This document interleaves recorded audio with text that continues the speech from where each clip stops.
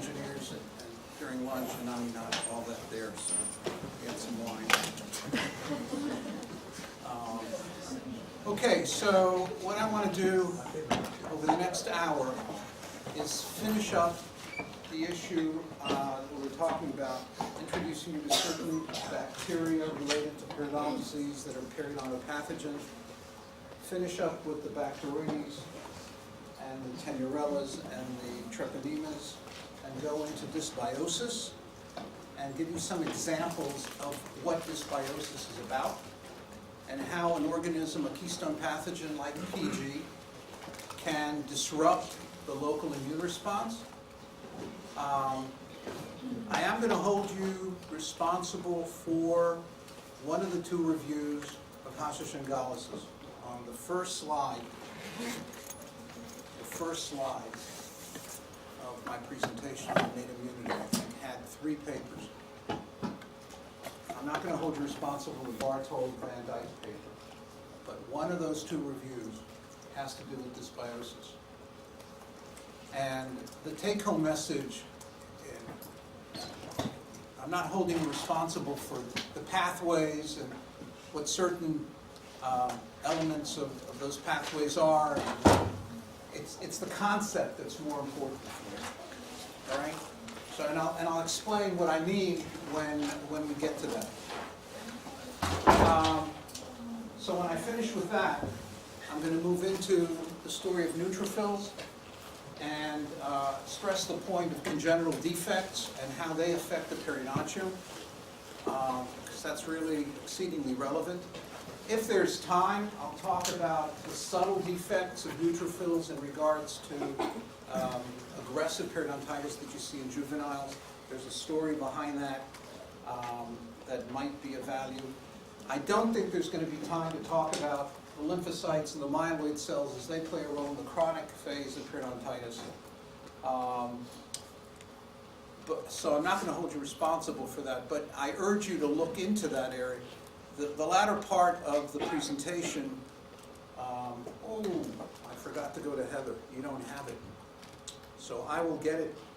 I'll go to her right after we finish, and it'll be accessible by 6 o'clock. All right? So anyway, that presentation, the latter part of it, talks about how we learn a lot from things like HIV. Okay, the manifestation of HIV and the periodontium tells you a lot about the involvement of certain cells. Imagine if you didn't have T cells, right? So in a very severe case of HIV, you know, the CD4 cells plummet. Okay? And those are very important effector cells that promote inflammation. So I won't have time to discuss that, even though it's a really hot topic and it's a really neat topic. And if you want to know more about it, you can come and see me after class when you have a lot of free time on your hands, and I know you do. So you can come up and see me and we can talk about that. It's a really neat topic. Okay, so getting back to the Bacteroides group. I'm moving straight towards the virulence factors of Porphyromonas gingivalis. All right? There are 2 very important things on this slide. Aside from the LPS, it has a unique LPS. Okay? LPS is lipopolysaccharide. So there's a saccharide component to it, there's a lipid component to it, and there's a component called KDO. And the KDO connects the polysaccharide part that sticks out of the cell and the lipid part that's embedded in the membrane in all gram-negative bacteria. It's the polysaccharide part that promotes an immune response in an intact organism.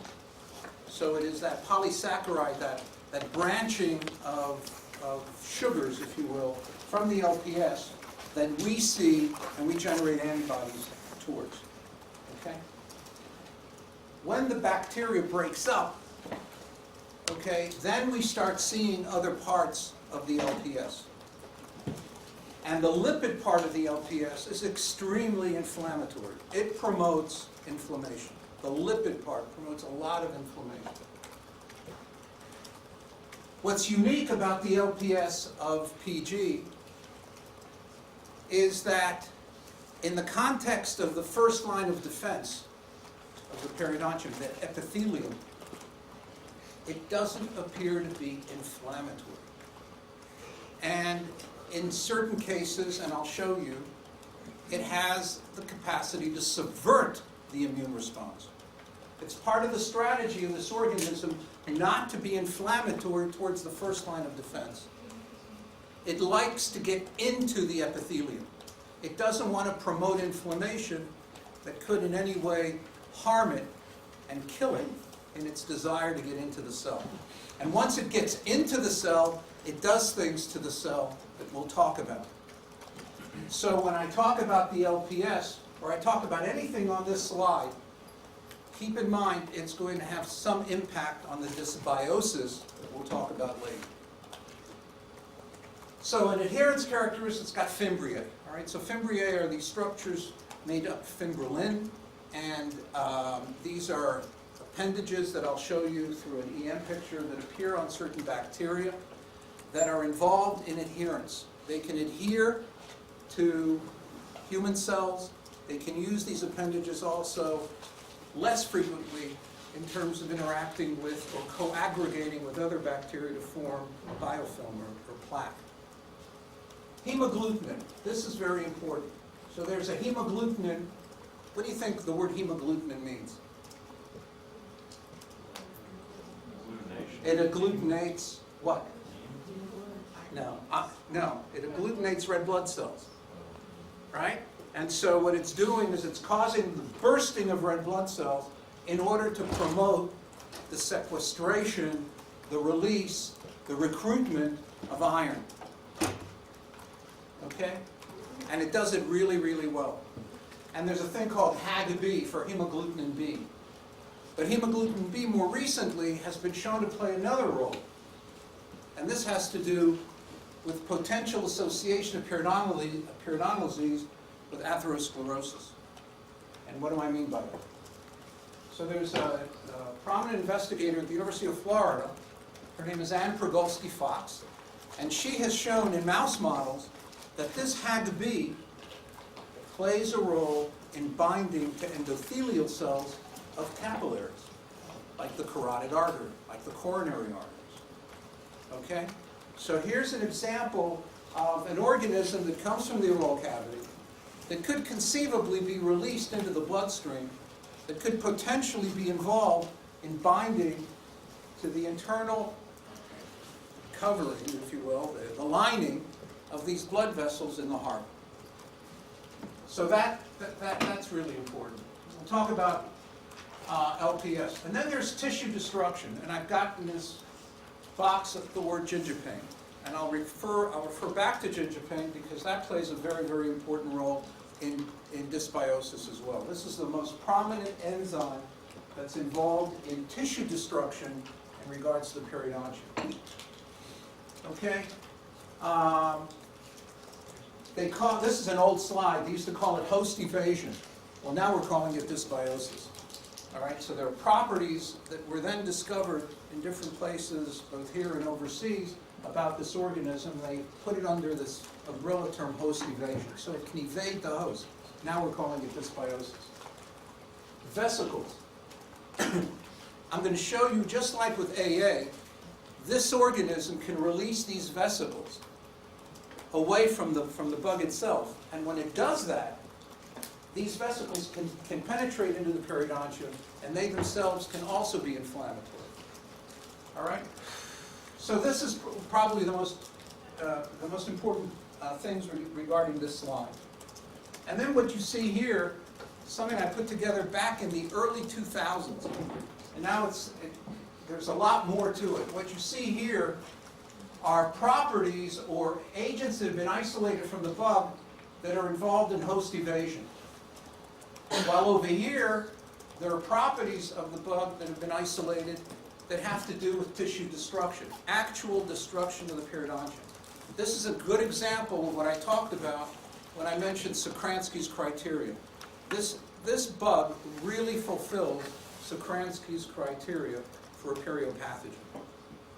Okay?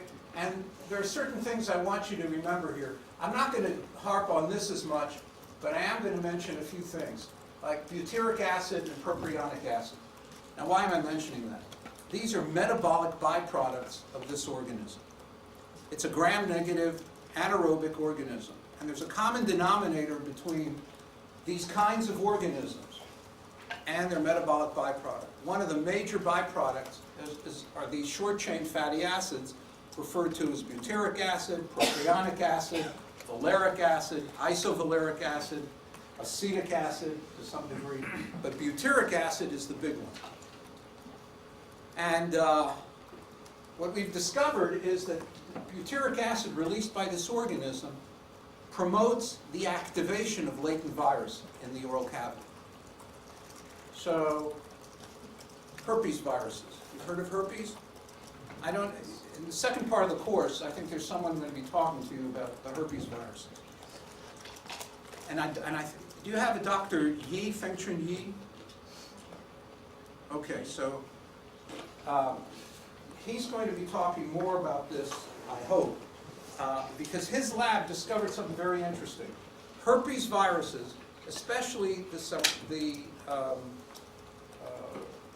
Kaposi sarcoma virus. 40% of Kaposi sarcoma is found in the oral cavity. That's the virus that people who are HIV positive who succumb to AIDS start seeing on their skin and in their mouth. And these are latent viruses that, if you're immunocompromised, will emerge. Okay? And what he has discovered is that PG and FN and some other anaerobic bacteria in the oral cavity, when they produce these short-chain fatty acids, if enough of it gets produced and penetrates into the epithelium where these viruses are latently present, it'll activate them. Okay, so that's an important point to remember. Secondly, I mentioned this, peptidyl arginine deaminase, or PPAD. Now, why is that important? Yes, sir? So in our maybe a little more seasoned patients, are we seeing a link between periodontal disease and shingles, or it's not like that? No. Shingles, it could be.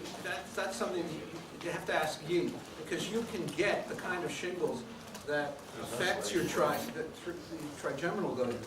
It could affect the skin of your face, and sometimes the eye. Yes, that can happen. As to whether the butyric acid in the oral cavity is associated with that, I don't know. Okay, but when he presents, you may want to ask him that. Yeah, so PPAD. Now, why is that important? So, a very important aspect of the oral cavity is wound healing, right?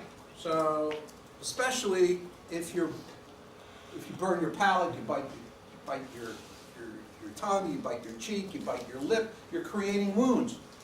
Even when you eat, have you ever had really good crusty French bread? I love that stuff, right? And you just cut your lip or something with it, right? Right? Or you're eating. I've had this happen. You eat and all of a sudden you bite your lip when you're eating. You can kill yourself, right? It's horrible. And yet you heal so very, very quickly, right? So I told you about the amps that are involved in the process of healing. One, very important, they prevent the penetration and the invasion of organisms into that wound. But the other part of it is this thing called EGF-EGFR. Now, why is that important? I wish I had a way to demonstrate this. Can I bring this up? All right, I'm going to draw something to make it easier to understand. Oh, no, don't tell me. Oh, yeah, right.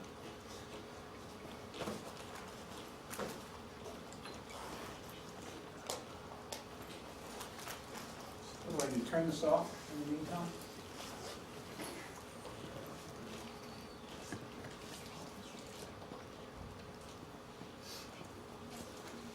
All right, so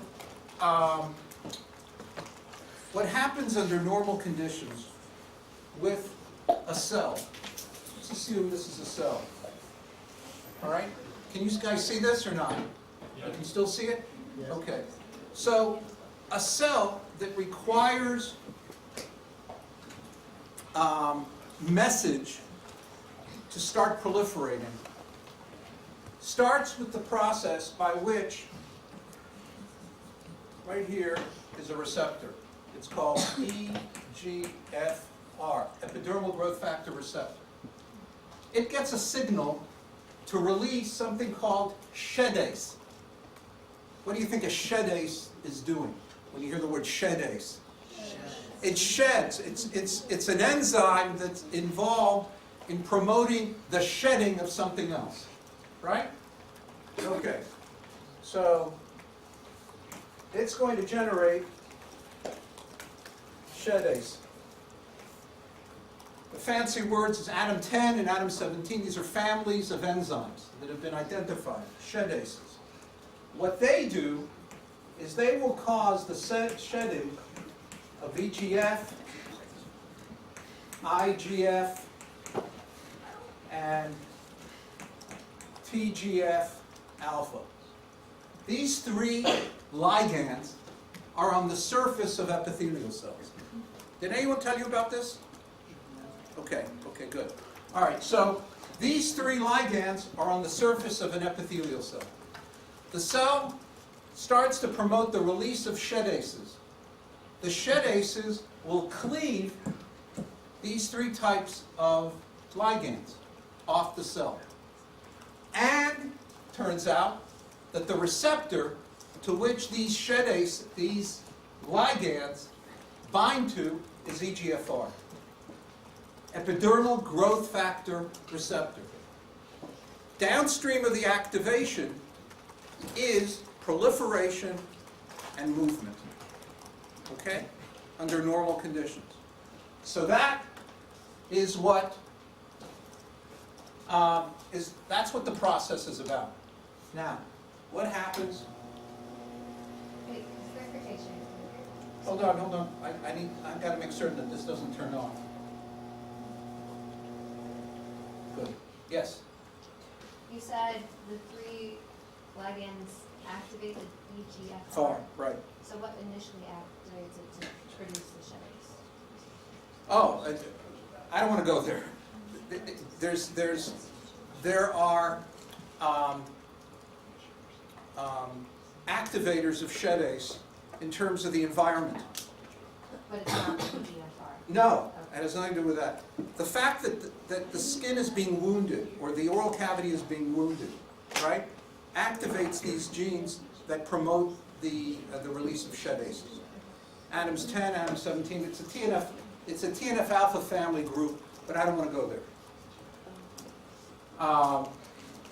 So why is this important? So what is PG? PG is an organism that really wants to stop the ability of us to be able to resolve a wound, to resolve the disease. So this guy, PPAD, will attack EGF. And how does it do that? EGF is rich in arginine amino acids. And wherever there's an arginine amino acid in EGF, PPAD will convert it to a non-essential amino acid called citrulline. Citrulline. When that happens, EGF can't function. And if EGF can't function, even if it's released, it can't activate EGFR. Does that make sense? Yes? Okay. And if that happens, you're not going to get wound healing. There's an example of dysbiosis. PPAD. Another example is something called serine phosphatase. And I will show you where serine phosphatase comes into play in inhibiting cells from promoting the release of IL-8. Now, why is IL-8 important?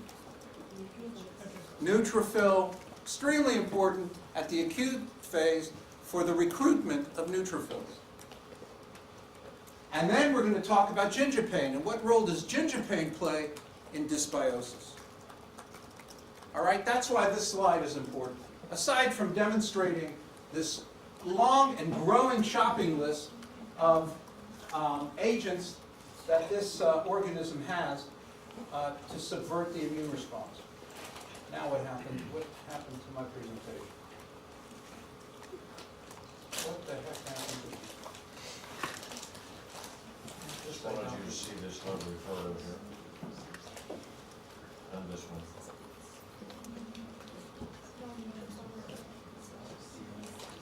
Okay, it still works. All right, this is just an example of what will happen if you took PG or PI that are Bacteroides type organisms, you grow them on red blood agar plates. This is sheep red blood. And you get them to a point where they've got individual colonies. Notice they're dark.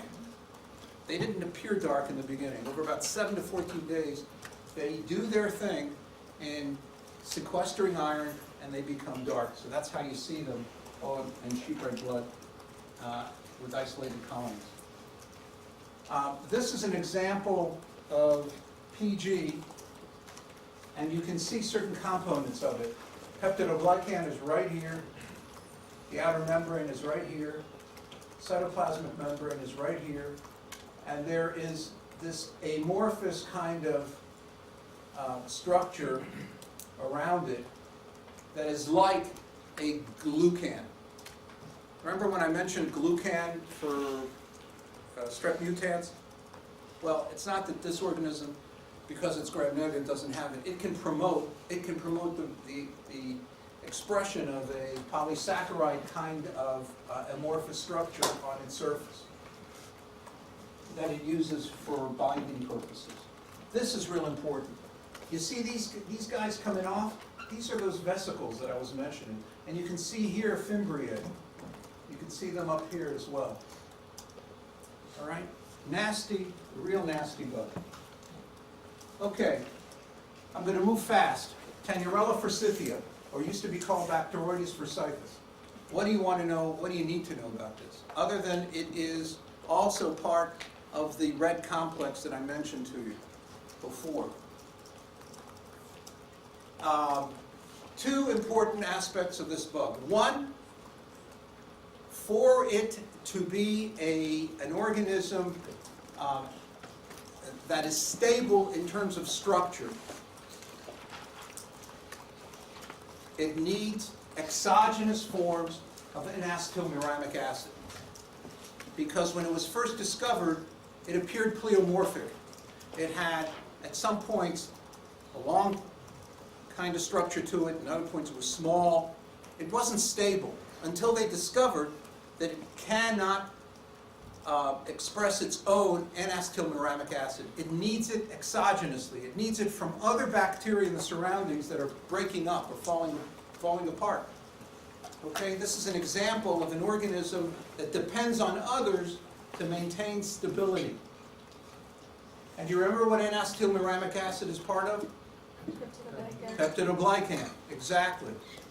Yes, sir. So this can't thrive outside of a biofilm? It needs, look, I wouldn't say a biofilm, but it needs the surrounding organisms to thrive. It needs other organisms to break down so that it can pick up exogenous N-acetylmuramic acid. Other organisms can develop its own in the cytoplasm, but this guy can't. And I'll show you what it looks like when it doesn't have it. Yeah. The other thing is that it demonstrates a distinctive surface layer when it feels it's being, it's an environment that could be harmful to it. Meaning, and this was done very beautifully by someone I know in someone's lab back in the early 90s. They isolated this organism. God, I feel like I'm bleeding. They isolated this organism from a human, and they started growing it in anaerobic chambers. This was at a time when we realized that in order to grow these bacteria, you needed these kinds of tent-like chambers that had specific gases in it, anaerobic type gases, for them to grow. But what she did was, very interestingly, is she put those bacteria into chambers and inserted them into mice. And then she took them out and she studied their ultrastructure. And she found that when it went from a mouth of a human into the anaerobic chamber, it lost this thing called the surface layer that I'll show you. But then if you put it into the mouse through this chamber, it retained or regained that surface layer.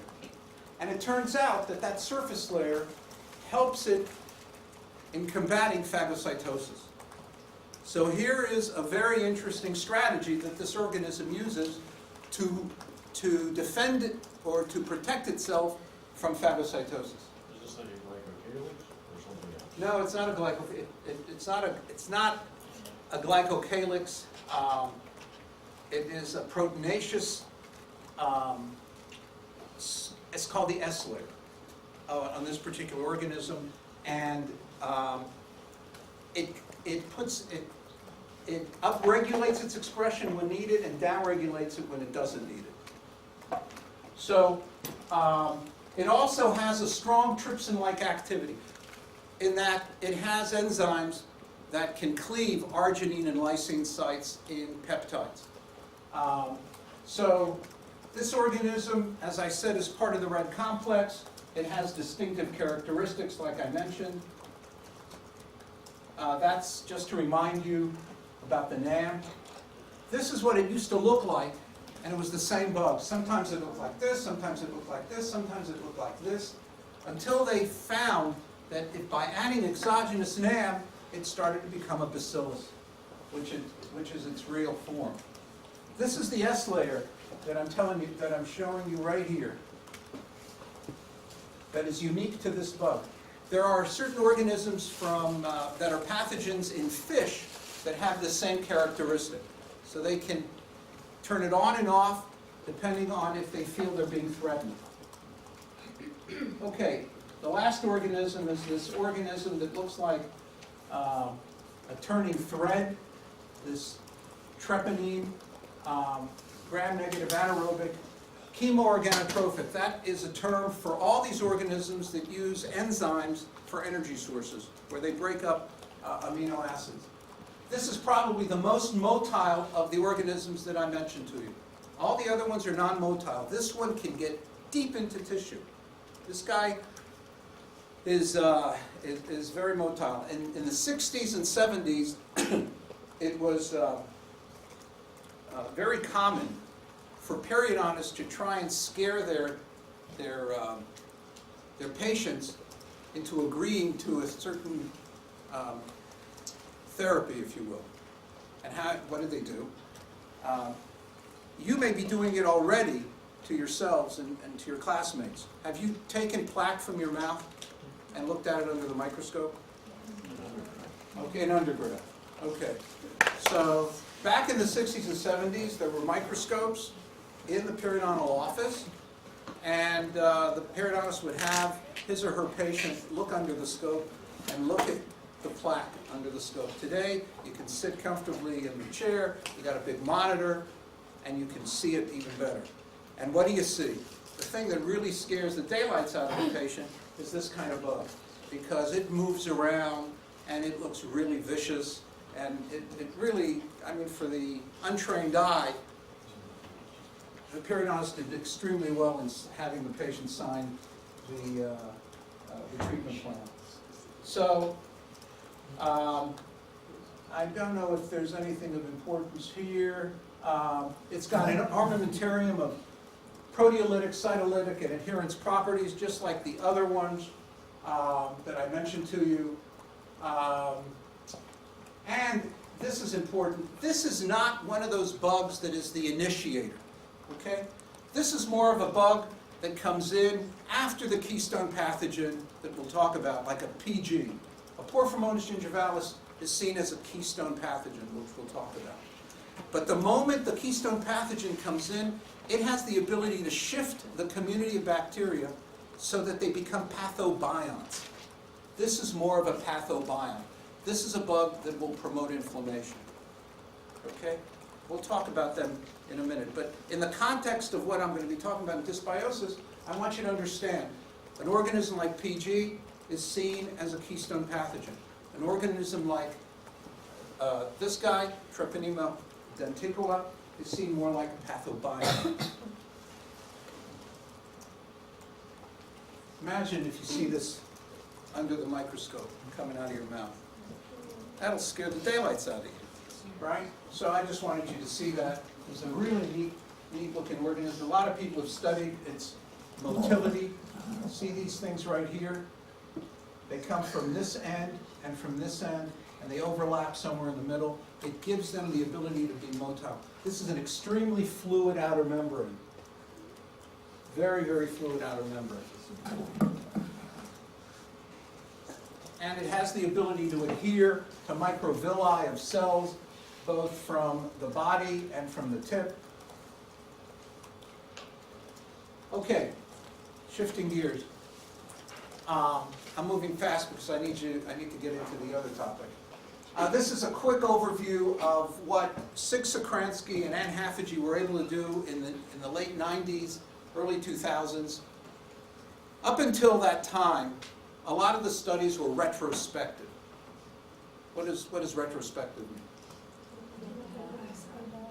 Yeah, so it's not looking forward. It's not looking at something longitudinally when you start at 0 to go to 10. You're essentially going from 10 back to 0, right, in a sense. Because what you're doing is you're looking at people's files. That's a retrospective study, right? And there's a lot of advantages, but it takes a lot more work to do a longitudinal study. They were the first to really do comprehensive longitudinal studies of the change in the microflora in individuals whose periodontal condition at point A was, say, 3 millimeter pocket depth, all the way to 6, 7, 8, 10 millimeter pocket depth. Now, to some degree, that's unethical, right? You got to get in there. You got to stop it, right? Well, I don't know if IRB approval was lax back then, but suffice it to say, they did a lot of really interesting work to demonstrate how they came up with the red complex and how other organisms that were not the red complex contributed to this sequelae of organisms. Anyway, long story short, you can read up on checkerboard DNA analysis, where this is PCR analysis using a checkerboard complex, where plaque samples were put in certain rows of a given patient, along with standards. And the standards were of the different known bacteria. And those standards were run at various concentrations. So the analysis was being done really densitometrically. So if there was a dot that represented 10 to the 6th organisms of PG, all right, and you're looking on this thing for PG, then you could extrapolate that the organisms in that particular pocket were PG at 10 to the 6th. That's how this thing was run. Multiple different, obviously, PCR analyses were done on the same patient, and hundreds, if not thousands of these were done in order to identify this.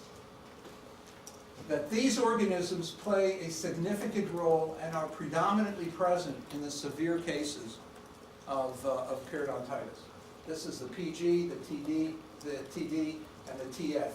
While other players, these guys, were subordinate to these, although in certain situations, like this guy, and where is Prevotella, and this guy, are seen today as pathobionts.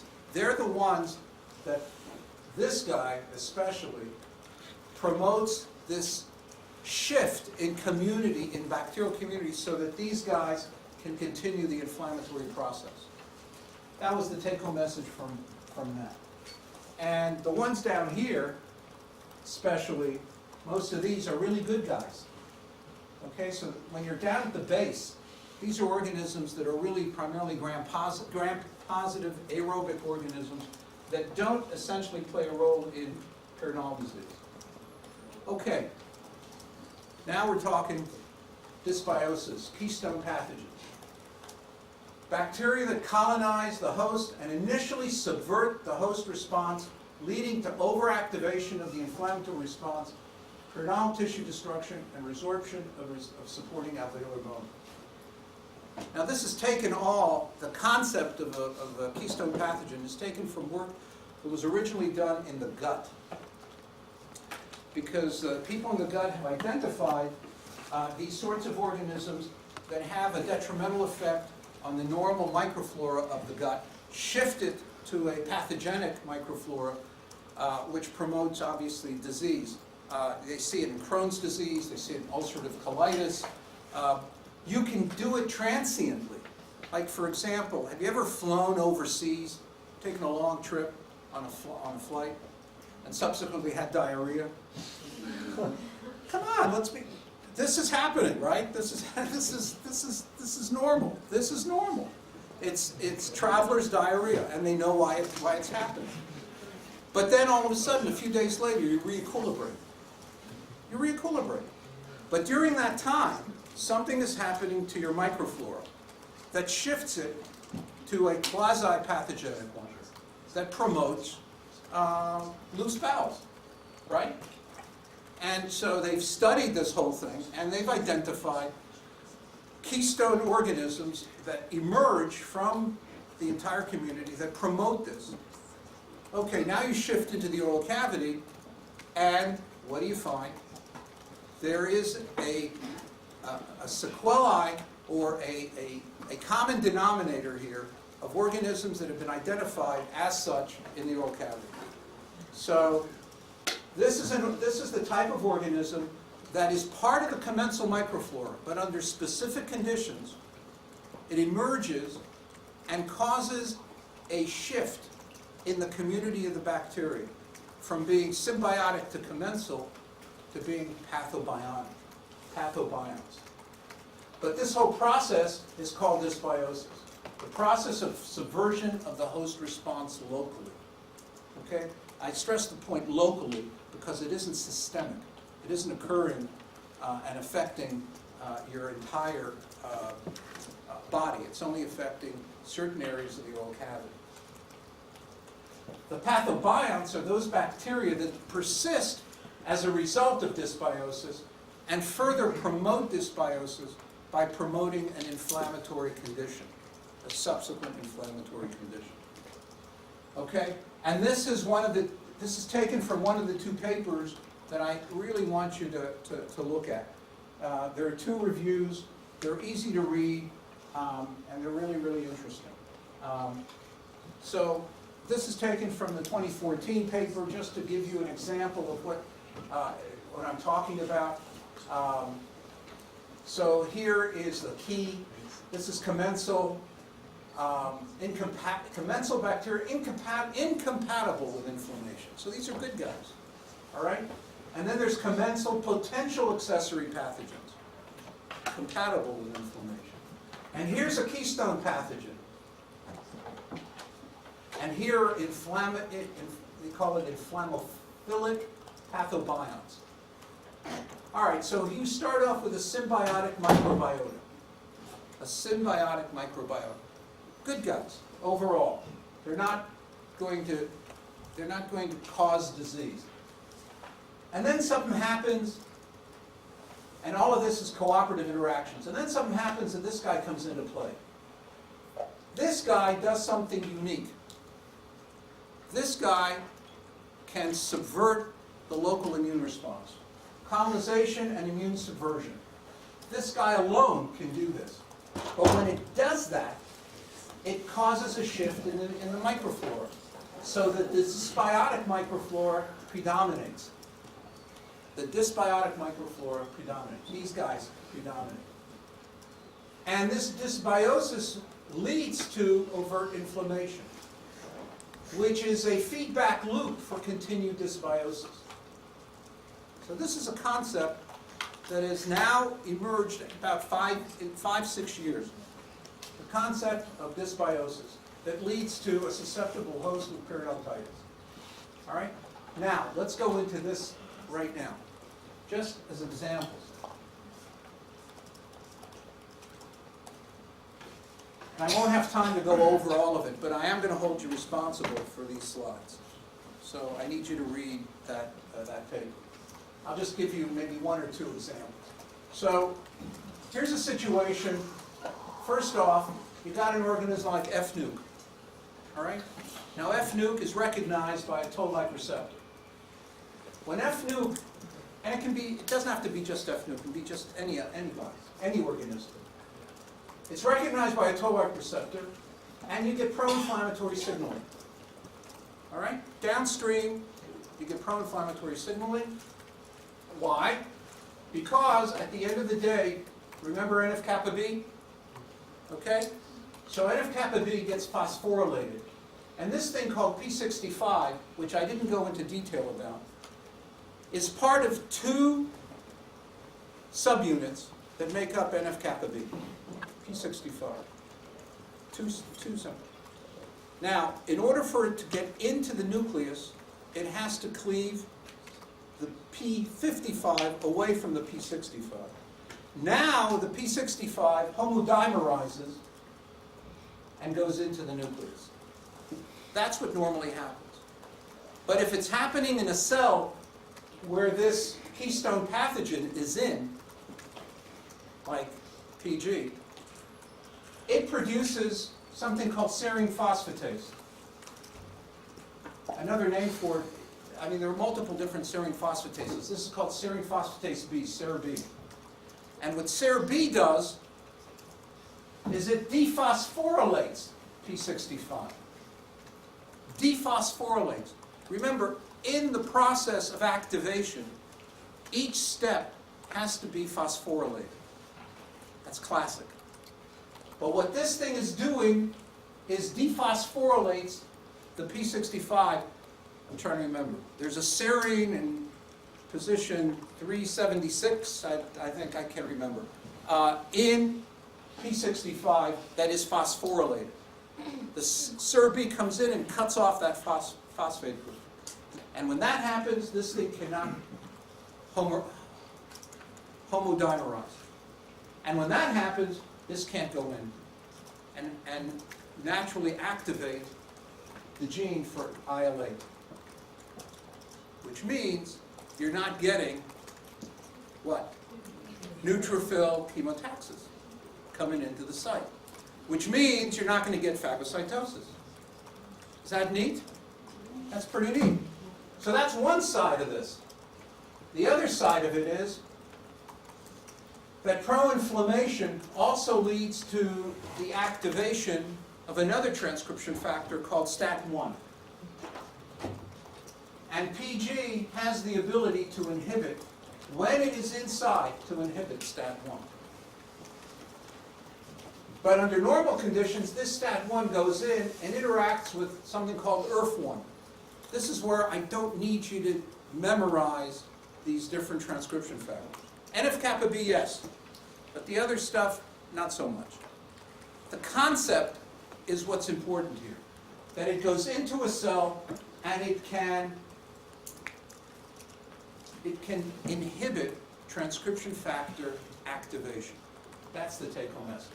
So if it cannot go in and activate ERF1, you're not going to get the activation of a gene that encodes for IP10.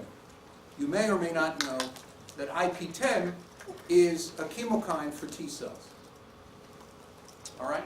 So what you're seeing here is subversion of chemotaxis. Does that make sense? Say yes. Okay.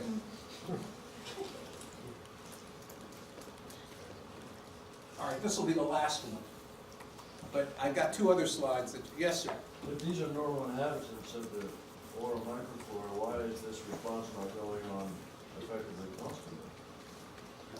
Not These are all- constantly. these are all- Remember, I stressed the point that it's all an issue of a microenvironment that makes it conducive for the growth of these bugs so that they can effectively en masse do something. But if you are healthy, right, and you don't have periodontitis, not even gingivitis, or, I mean, everyone's got some level of gingivitis. this organism is in very, very low numbers, right? Very, very low numbers. It's when something is happening locally that shifts so that this organism starts to rise. Then you're starting to see local subversion. All right, this last example is something really interesting because it involves two receptors.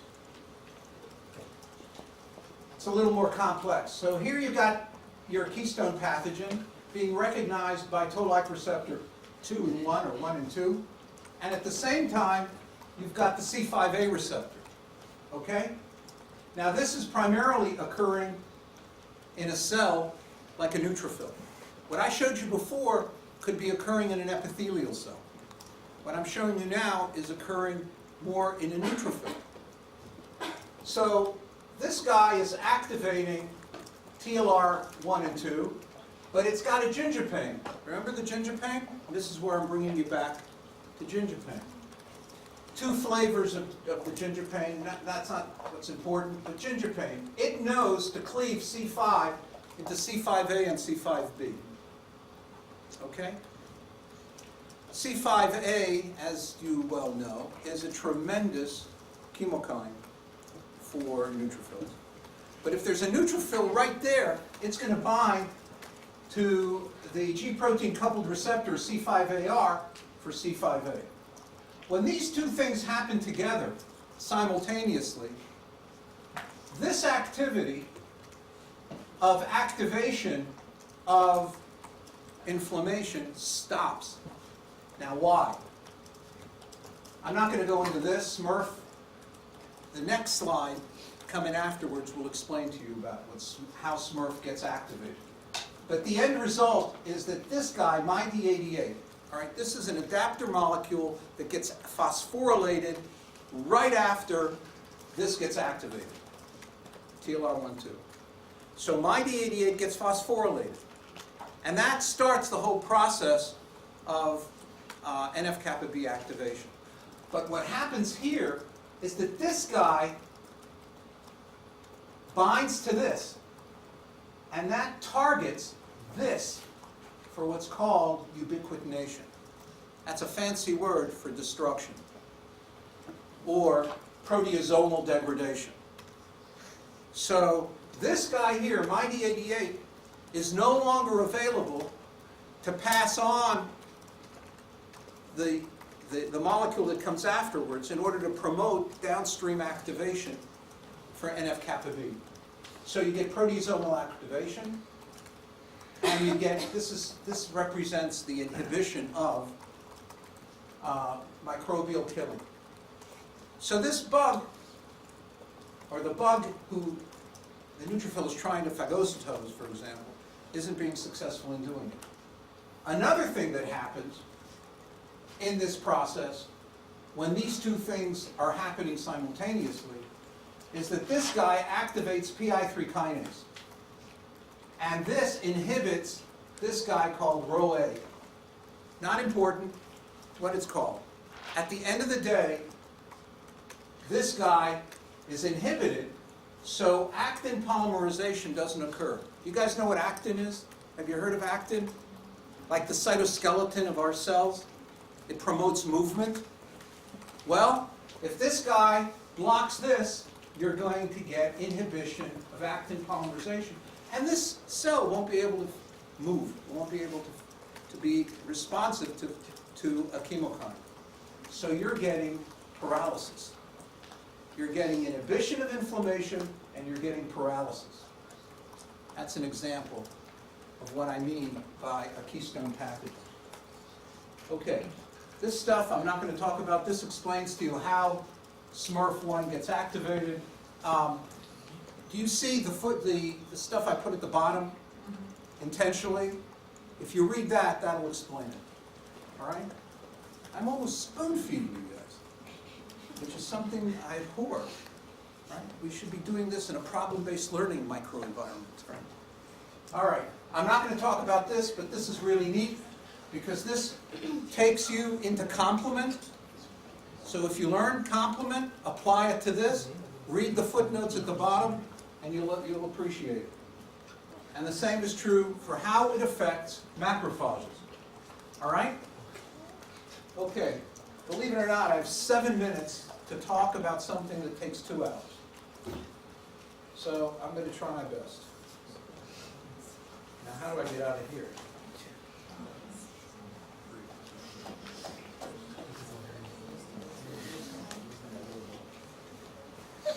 Yes.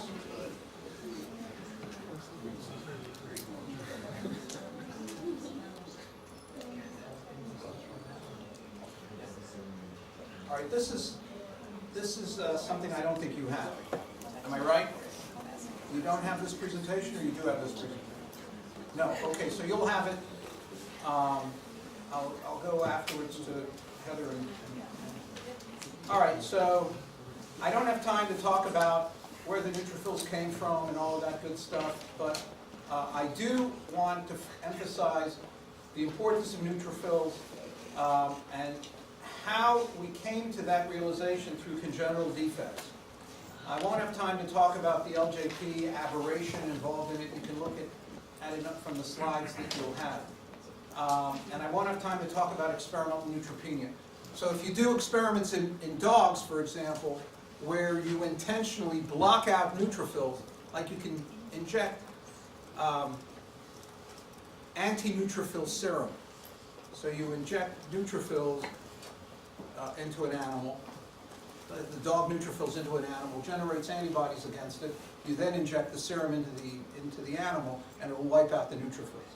So that's experimental neutropenia. And all I can tell you is, when you do those types of experiments with periodontitis, these animals generate a tremendous amount of periodontal disease. I will talk about primary PMN abnormalities, because that has to do with congenital defects, but I won't talk about anything else. And this one is really, really neat. Importance of lymphocytes and monocytes in periodontal disease, the chronic phase. That is something that's really important, and it, again, is brought out by these severe diseases like HIV. What happens when HIV takes hold? When you wipe out the T cell cohort in the patient, what really happens is you don't get bone resorption, you get tissue destruction. So the tissue gets chewed up and eaten up, and there are areas of bone exposed in these patients. Okay, this is pretty self-evident. I don't have time to talk about all of that sort of stuff. You know where they came from. You know what how it's constituted in the blood. I apologize for not going into this because I don't have time. But just a little bit of background on the concept of what do we mean by normal neutrophil activity and what do we mean by abnormal neutrophil activity. So this is an example of a polymorphonuclear cell, right? Polymorphonuclear. And it's got granules. It's got all kinds of different granules in it. These granules have a lot of components that we talked about, the antimicrobial peptides, the lysozymes, that sort of stuff. And so what this is demonstrating to you is in the process of phagocytosis, the engulfing part, okay? That part in itself has a lot of biology in it. There's a thing called NADPH oxidase. You may have learned about the concept of the free radical production, the oxidation, the oxidative burst that is occurring while the neutrophil is starting to phagocytose the organism. Because the free radicals that are being produced are the first thing that this professional phagocyte does. It's starting to destroy or attempt to destroy the integrity of the bug. There are multiple different steps in the destruction of the bug. As it starts by producing free radicals, hydrogen peroxide, myeloperoxidase, superoxide dismutase, hypochlorous acid. These are things that are all involved in the early process of digestion. All right? So now you've got phagocytosis. But that phagosome needs to get in contact with the lysosome. The lysosome has all that good stuff that is going to eventually destroy the bug. So you got to have a phagosome-lysosome interaction. right? Okay, so that's a place where it can go haywire. The NADPH oxidase activity is a place where it can go haywire. And it's true. And I'll mention chronic granulomatous disease, especially in children, is a situation where NADPH oxidase is not abundant enough to promote free radical production and the early stage of destruction of the bacteria. You've got situations where the phagosome-lysosome interaction is poor. In Mycobacterium tuberculosis, it's been shown in macrophages that phagosome-lysosome interaction is impaired. The lysosome and phagosome don't fuse well, and when they do, they don't open so that the lysosomal contents can't go into the phagosome wall. There are inherent properties of neutrophils that are involved in recruitment that can go wrong. Okay? There's something called leukocyte function antigen 1, LFA1. Maybe Dr. Levine talked to you about that. It's on the surface of a neutrophil. It's involved in binding to the endothelial cell. Okay?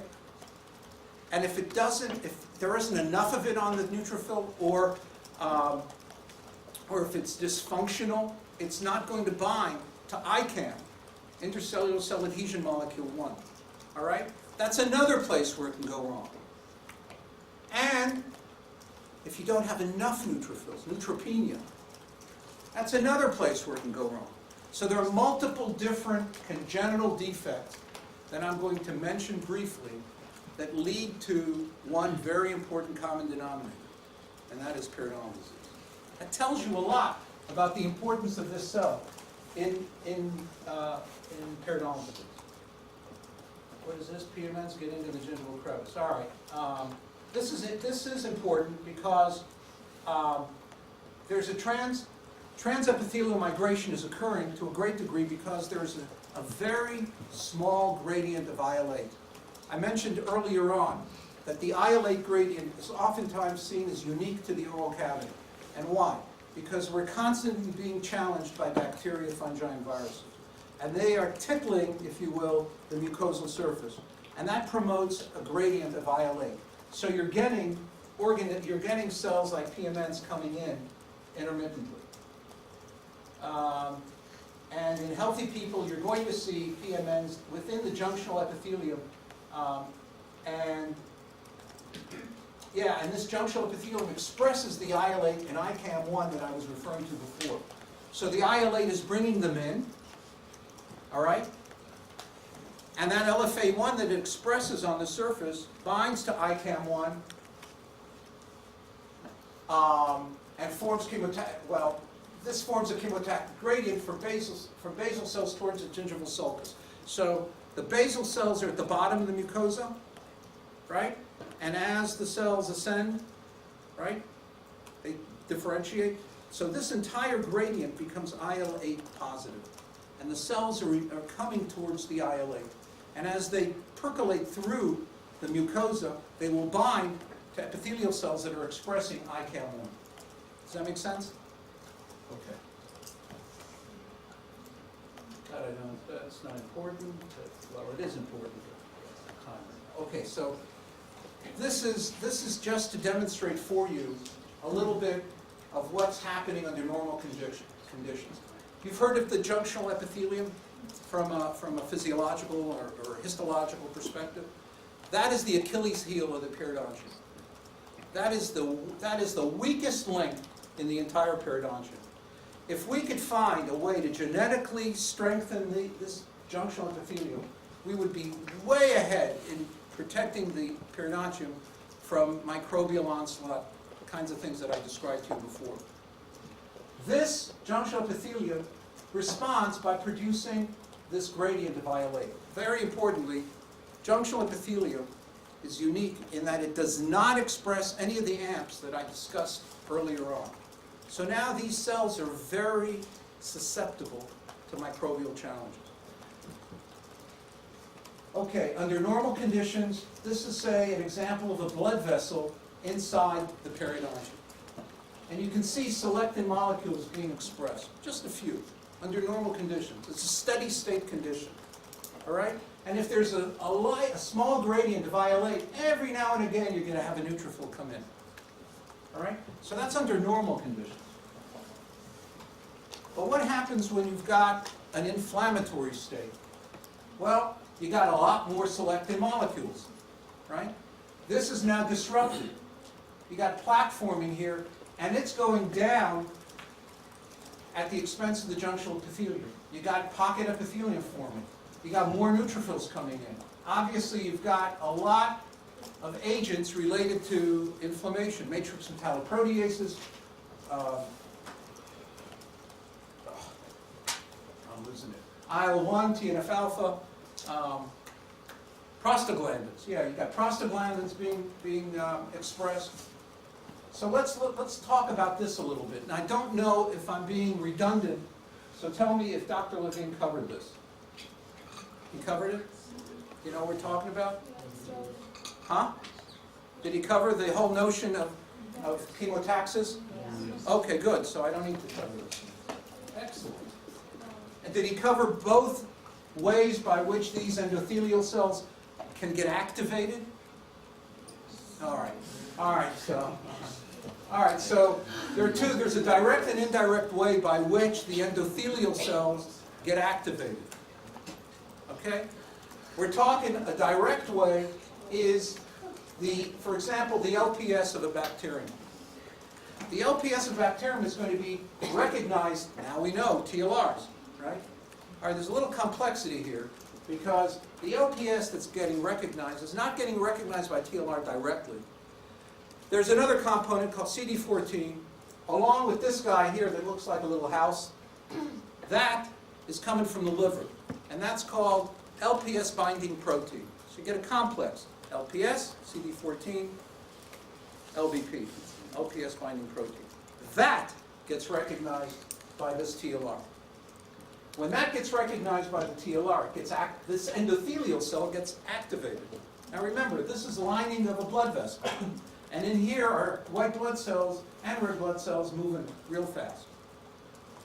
All of a sudden, this guy starts getting expressed. Hair-like structures called selectin molecules. All right? There's E-selectin, P-selectin, all kinds of selectins. And then there's a thing here, this is a carbohydrate, a blood group antigen, Sialyl-Lewis X. And this guy knows to bind to the E-selectin. And this slows down the process. And then there's a thing called leukocyte function antigen 1, LFA1, that binds to ICAM. And remember, I mentioned to you that there are congenital defects where this is not expressed high enough or it is mutated. And then this interaction doesn't occur very well. And when that doesn't occur very well, you don't get anchoring. And if that doesn't happen, you're not getting effective diapedesis. Right? So that's the direct way. The indirect way is a monocyte picks up the LPS. And that monocyte gets activated to release all sorts of different pro-inflammatory cytokines. And those cytokines activate the endothelial cell. Does that make sense? So direct, indirect.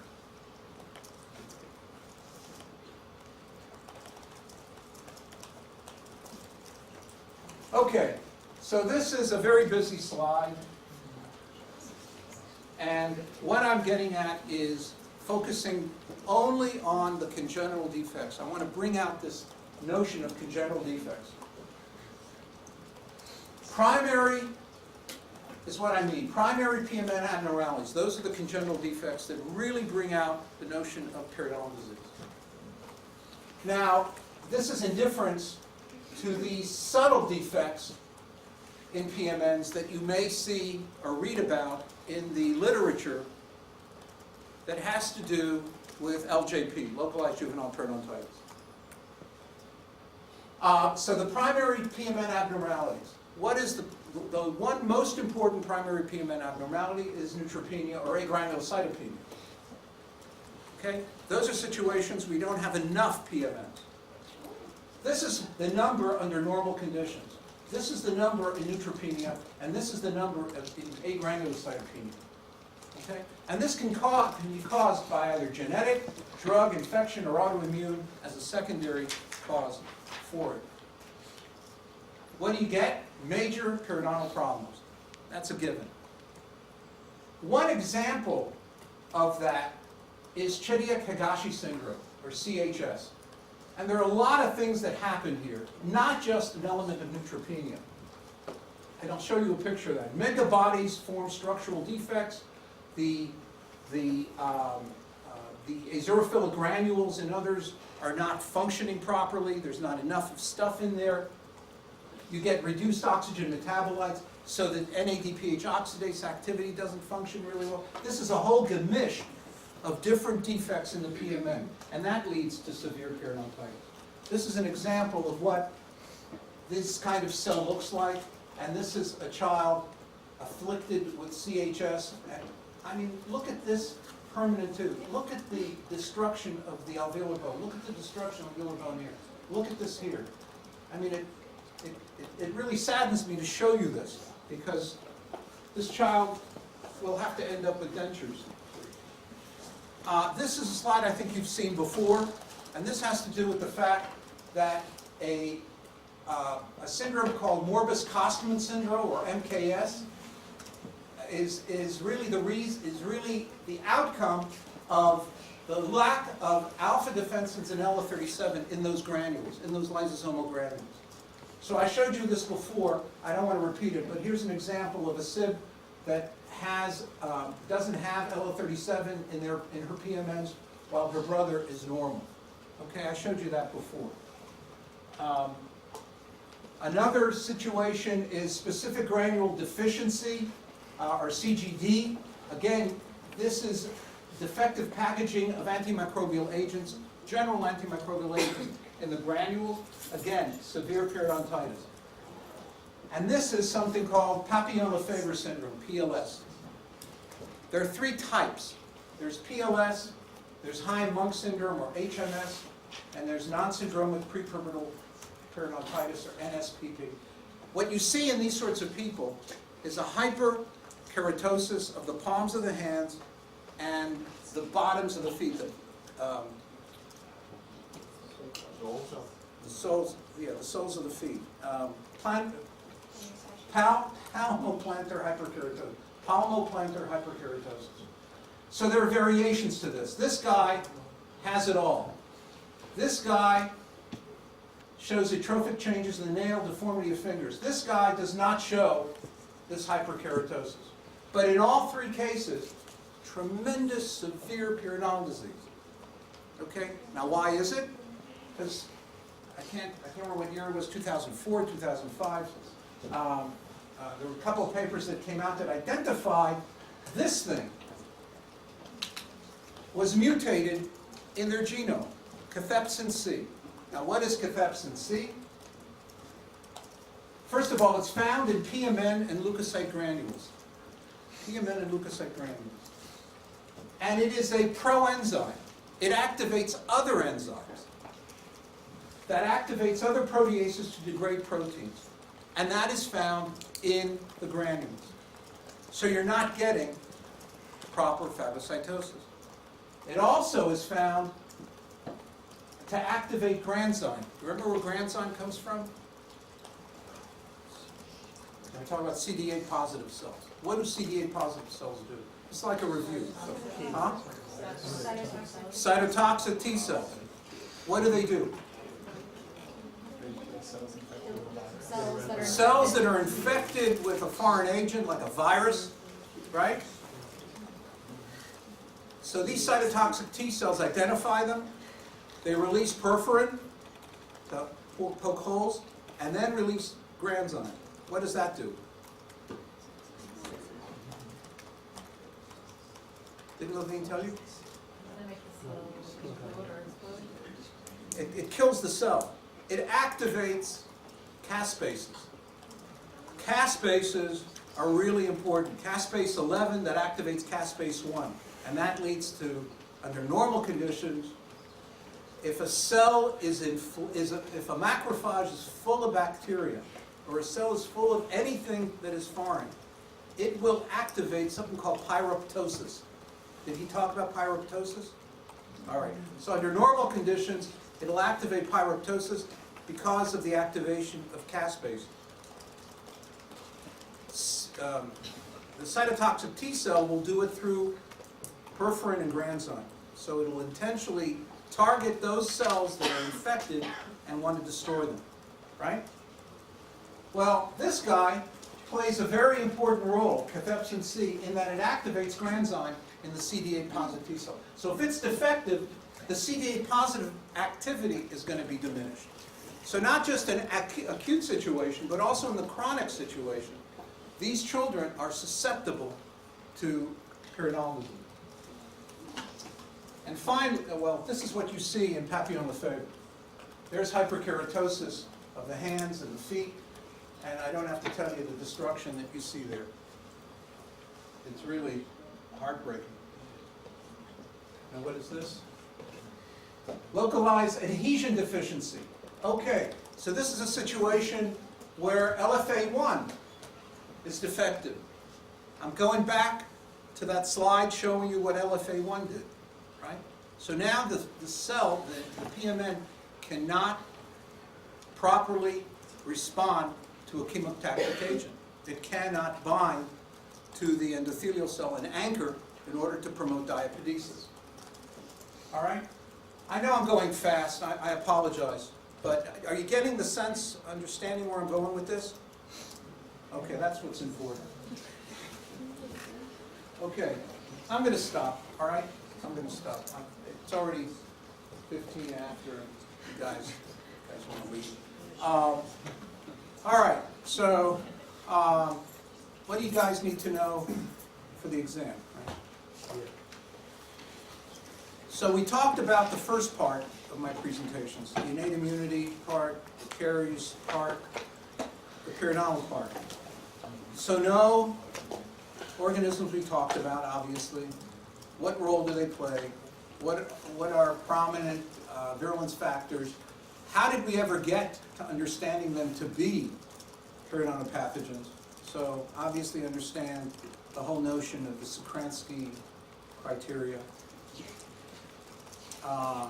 PG is going to be an organism I'm going to focus a lot on, so I urge you to read up on the Hashish and Gallus paper.